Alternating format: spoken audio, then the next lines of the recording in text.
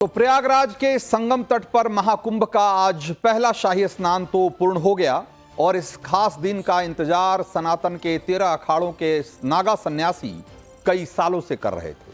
साथ ही इस देश की करोड़ों जनता जिनकी आस्था हिंदू धर्म और इस महाकुंभ में है, उन्हें भी इस पल का इंतजार था। इसकी भव्य दिव्य तस्वीरों को देखकर सुबह से दुनिया की आंखें चौंधियाई हुई। लेकिन सनातन के इस विराट आयोजन में ऐसे बहुत से रहस्य ही रह गए जो हमारी नजरों के सामने से चुपके से गुजर गए और जिस पर हम गौर नहीं कर सके। दुनिया ने शाही स्नान की तस्वीरों में क्या देखा और क्या नहीं देख पाई, अब उस रहस्य के खुलने की बारी। देश का मूड मीटर में मैं आज नागा साधुओं के शाही स्नान यानी कि अमृत स्नान की उस यात्रा में छिपे रहस्यों को डिकोड कर रहा हूं, जिसे उनके अखाड़े अब तक दुनिया से छिपाते रहे। जैसे कि शाही स्नान से निकलने से पहले नागा आदेश क्रिया, अखाड़े के देवता और धर्म ध्वज को तांत्रिक नमस्कार, 12 साल में सिर्फ एक बार होने वाला अमृत श्रृंगार, शाही स्नान से ठीक पहले होने वाली कई खास तरह की पूजाएं और शाही स्नान का नागा विधान जो हो हल्ले में नहीं दिखाई दिया। नागा साधुओं से जुड़ी ये वो रहस्यमय परंपराएं हैं जिसका पालन अमृत स्नान के दिन करना बहुत जरूरी होता है। हो सकता है कि नागा सन्यासियों के अमृत स्नान के जुलूस के दौरान इसकी तस्वीरें आपकी नजरों के सामने से गुजरी होंगी, लेकिन आपने उस पर गौर नहीं किया होगा या उसे थोड़ा अजब गजब मानकर आगे बढ़ गए होंगे।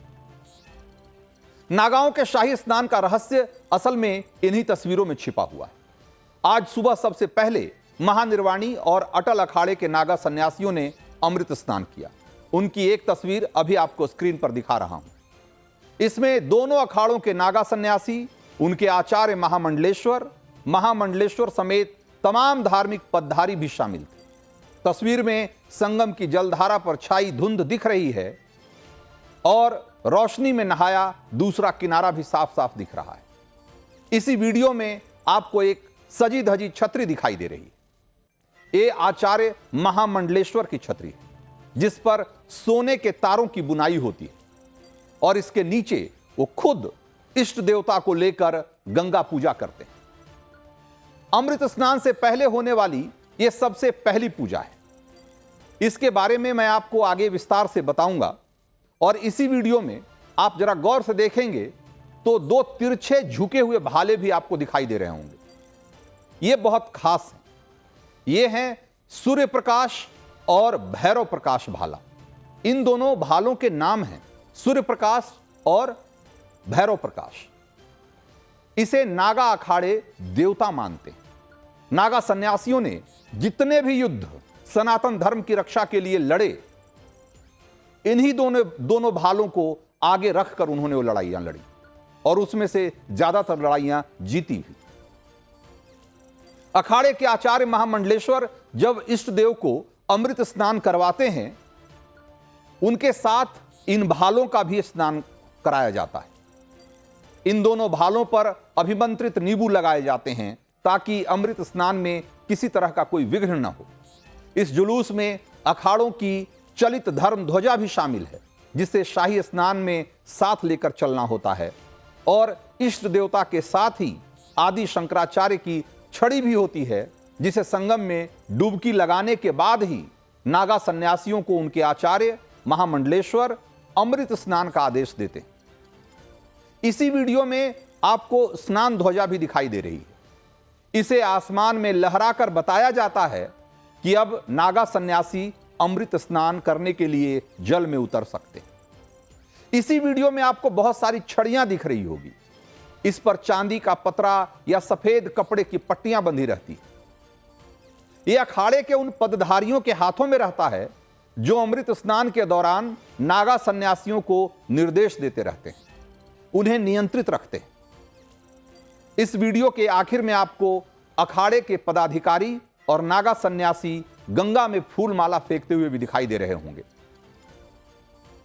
और इसका मतलब यह है कि आचार्य महामंडलेश्वर ने अमृत स्नान करने के लिए गंगा पूजा शुरू कर दी और नागा सन्यासी स्नान से पहले मां गंगा को अपनी माला अर्पित कर सकते हैं।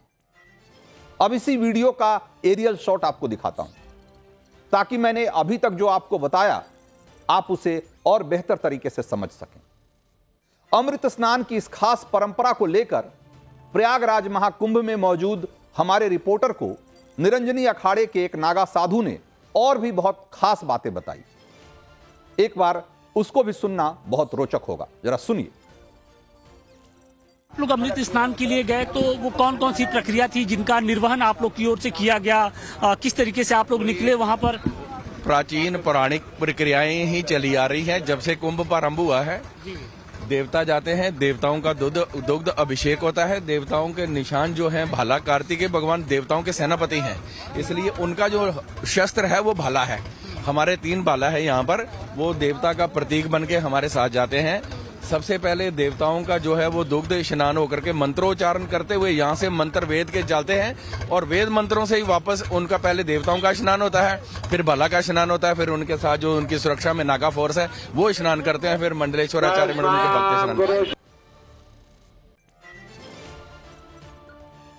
तो हम जो वीडियो दिखा रहे हैं उसमें महाकुंभ के पहले अमृत स्नान के लिए उमड़े नागा सन्यासियों और उनके अखाड़ों के पदधारियों की भीड़ भी दिखाई दे रही। ये विहंगम दृश्य है। ये सनातन के प्रति उनकी आस्था, उनके जुनून और उनके समर्पण का दृश्य है। यहां अमृत स्नान से पहले का नागा विधान किया जा रहा है। नागाओं के अमृत स्नान से जुड़ा ये विधान भी बहुत रहस्यमयी है। इस पर भी आपको आगे बताऊंगा, लेकिन उससे पहले आज प्रयागराज महाकुंभ में हुए अमृत स्नान का वो आंकड़ा जान लीजिए जो हैरान करने वाला है। आज 13 अखाड़ों के नागा सन्यासियों ने तो स्नान किया ही, महाकुंभ के लिए बने दूसरे घाटों पर श्रद्धालुओं ने भी बड़ी संख्या में स्नान किया और यह सिलसिला करीब करीब शाम तक जारी है। 13 जनवरी को हुए पौष स्नान में, यानी कि कल, 2 करोड़ श्रद्धालुओं ने डुबकी लगाई थी। 14 जनवरी यानी कि आज के स्नान में यह आंकड़ा 3.5 करोड़ के पार पहुंच सकता है। और निरंजनी अखाड़े के आचार्य महामंडलेश्वर कैलाशानंद गिरी ने इसका अनुमान पहले ही जता दिया था, और अभी अभी जो अपडेट आया है उसके मुताबिक आज करीब 3.5 करोड़ से ज्यादा लोगों ने वहां स्नान किया है महाकुंभ में। महाकुंभ की व्यवस्था में लगे आला अधिकारियों को भी इसका अंदाजा था, इसीलिए एहतियातन महाकुंभ क्षेत्र में सेना की रिजर्व टुकड़ी भी तैनात की गई। ये व्यवस्था ज्यादा भीड़ भाड़ से एक तरीके से अव्यवस्था न फैले और भगदड़ जैसी स्थिति न हो, इससे निपटने के लिए की गई। आप और हम ये मानते हैं कि प्रयागराज महाकुंभ के अमृत स्नान में सनातन में आस्था रखने वाले लोग ही डुबकी लगाते हैं, लेकिन नागा साधु सन्यासी और उनके अखाड़ों के आचार्य और महामंडलेश्वर, उनकी मान्यताएं आपको थोड़ी सी चौंका सकती है। उनकी मान्यता है कि महाकुंभ अमृत स्नान में डुबकी लगाने मानवों के अलावा, इंसानों के अलावा, मनुष्यों के अलावा अशरीरी जीव भी पहुंचते हैं।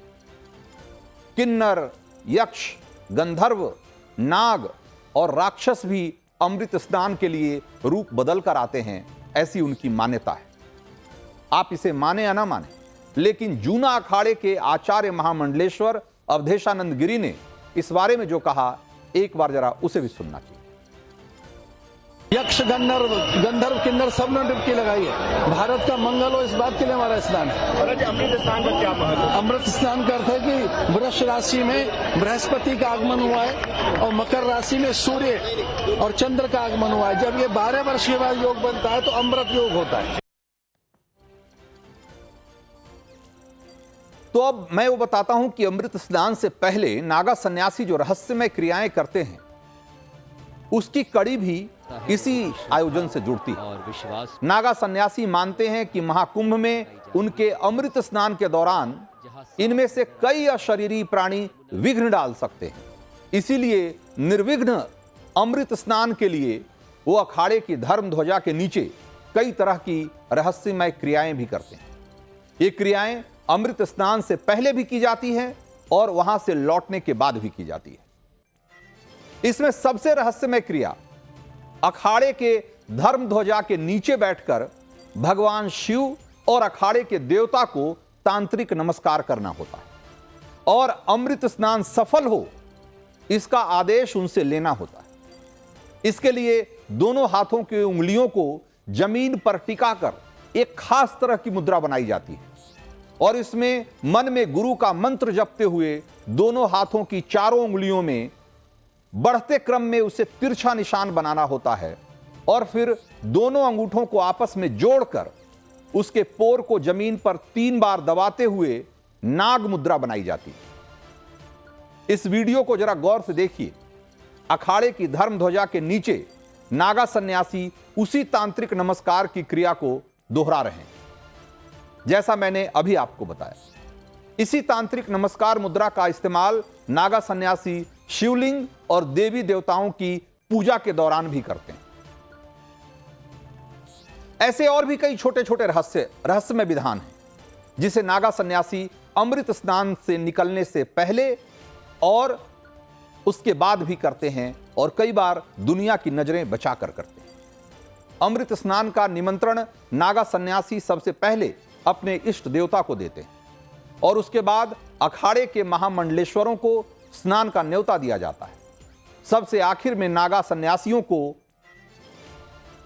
महाकुंभ में स्नान करने का न्योता दिया जाता है। लेकिन सबसे पहले जो स्नान का अधिकार है वो उनके देवताओं को होता है और नागा सन्यासी भी इस न्योते के बाद एक तरीके से कई तरह की विशेष क्रियाएं करते हैं और इसमें सबसे खास जो प्रक्रिया है वो है उनका शाही श्रृंगार या यूं कहें कि अमृत श्रृंगार। इस अमृत श्रृंगार में सबसे महत्वपूर्ण है वो भस्म जिसे नागा सन्यासी खास तौर से अमृत स्नान के लिए तैयार करते हैं। और गजब तो यह है कि आम इंसान स्नान के बाद श्रृंगार करता है, लेकिन अमृत स्नान एक ऐसा स्नान है जिसके लिए नागा स्नान से पहले ही विशेष श्रृंगार करते हैं और इसमें कई प्रक्रियाओं से बनी गंग विभूति वाला भस्म लगाया जाता है। और ये कोई सामान्य भस्म नहीं होता है, ये सनातन में पवित्र माने जाने वाली 5 लकड़ियों का धूना चंदन के साथ जलाकर बनाया जाता है। इसके बारे में महाकुंभ नागा सीरीज में मैं आपको पहले ही बता चुका हूं कि देव विभूति और गंग विभूति 2 खास तरह की विभूतियां, 2 खास तरह के भस्म होते हैं और जिसका कि अलग अलग मतलब होता है।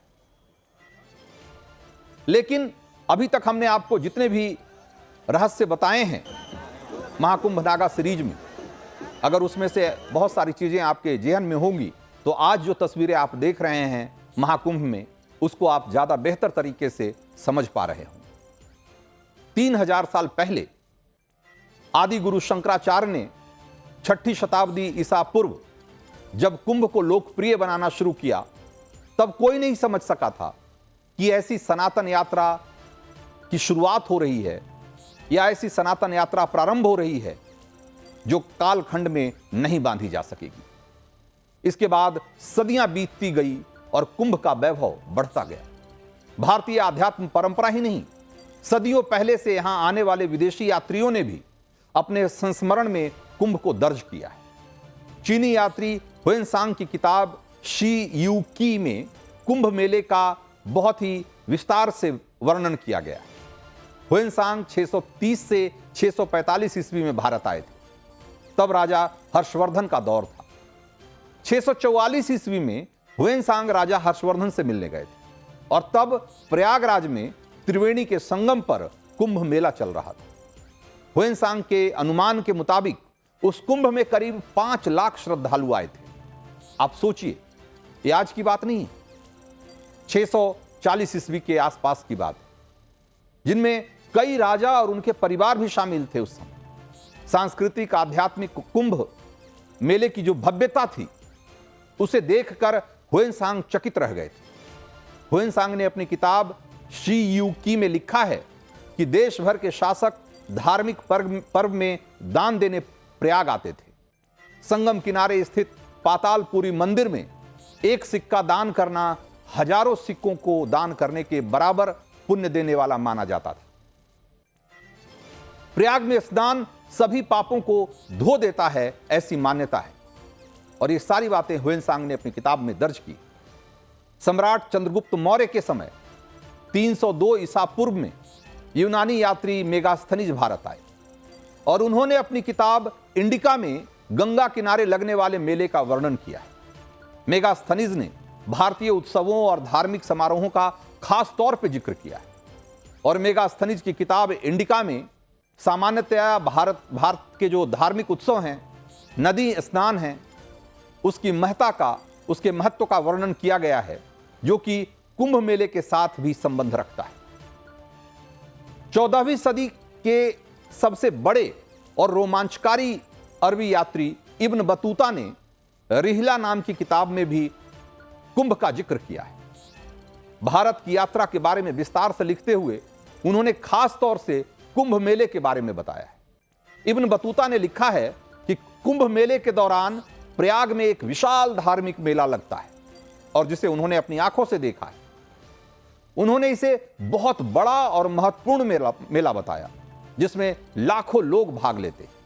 उनके अनुसार इस मेले में बड़ी संख्या में लोग गंगा में स्नान करने के लिए इकट्ठा होते हैं, क्योंकि यह माना जाता है कि इस स्नान के साथ उनके सारे पाप धुल जाते हैं और वो मोक्ष प्राप्त कर सकते हैं। इब्न बतूता ने इस आयोजन की भव्यता और श्रद्धालुओं की भीड़ को देखकर इसे अत्यंत अद्वितीय और आकर्षक अनुभव माना था। फ्रांसीसी यात्री फ्रांसवा बर्नियर इस 17वीं सदी में भारत की यात्रा पर आए थे और अपनी यात्रा के अनुभवों को travels in the Mughal empire नाम की एक किताब में संकलित किया इन्होंने।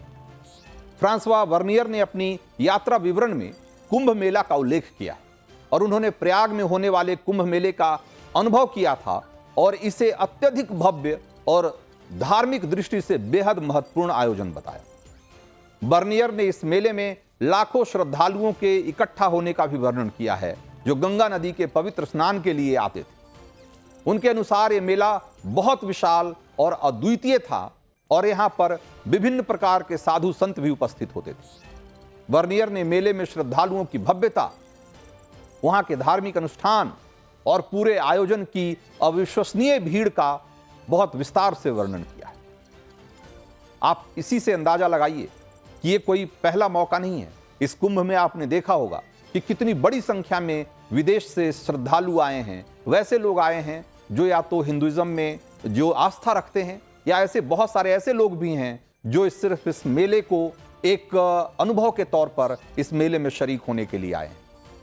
और एक कौतूहल यूं ही नहीं है, क्योंकि हमने आपको बताया कि किस तरीके से आज से हजारों साल पहले जो भी लोग भारत आए और जिन्होंने भी इस महाकुंभ को करीब से देखा, इसकी भव्यता, इसकी विशालता, उसको देखकर दंग रह गए और उसका बहुत विस्तार से जिक्र किया है।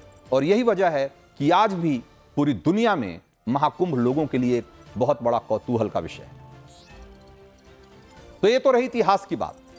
आज प्रयागराज के महाकुंभ में शाही स्नान के बाद विदेशी श्रद्धालु क्या कह रहे थे, एक बार वो भी आपको सुनना चाहिए। ये सचमुच केवल संगम में स्नान करने नहीं अवसर मिलते हैं, हम लोगों की विश्वास में, लोगों की भक्ति में, आस्था में डुबकी लगाने का अवसर मिलते हैं। और यही सचमुच ये भारतीय संस्कृति की शक्ति है, ये भारतीय संस्कृति की ग्रेटनेस है। I did Samadhi, public Samadhi, I did 4 times. So today is to the water, Ganga water, very refreshing, blessing everyone to Indian culture great to person. Everyone has a chance. This is a chance to more purify and energize and love and peace. World spread out. This is great culture. So more and more develop for.